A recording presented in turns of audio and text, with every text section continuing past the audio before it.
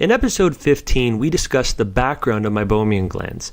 In this second of a three-part series, we want to look at how we can identify glands that need treatment.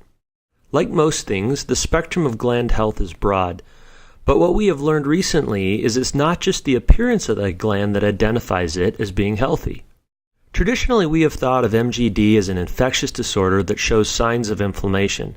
However, in a 2010 paper, Blackie and colleagues coined the term non-obvious obstructive MGD. When evaluating these eyelids, they look healthy and normal, but it is not until you apply pressure to the eyelid that you realize that something's wrong. What you see is that nothing or very little comes out of the glands. We believe that non-obvious obstructive MGD may be a precursor to traditional or obvious MGD.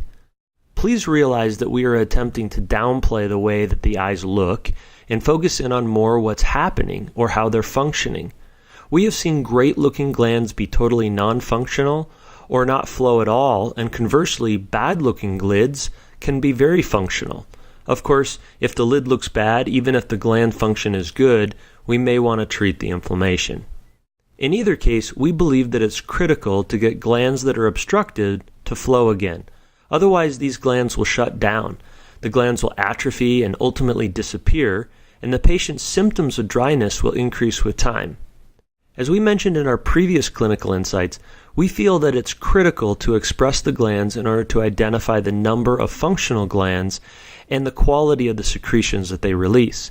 It's best to apply the pressure with an instrument that puts a constant pressure on the eyelid, like the MGE from Tear Science. If you don't have this device, we suggest placing a light amount of pressure on the eyelid with the thumb or forefinger. And may we stress light.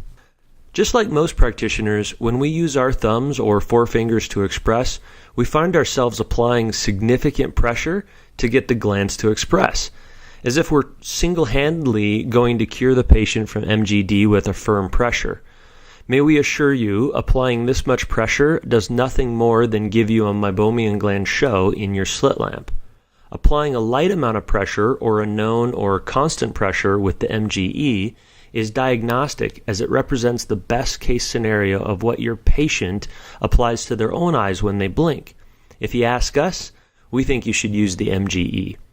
As described in our prior episode, we suggest if you see less than 5 glands that are yielding a liquid secretion, you should look at treating, because we know that glands that do not flow will deteriorate and ultimately disappear. We're going to do an expanded clinical insight in our next episode in order to share with you how we approach the treatment of patients with MGD. Just because a patient does not have symptoms of dryness or because their glands look healthy doesn't mean that we shouldn't treat them.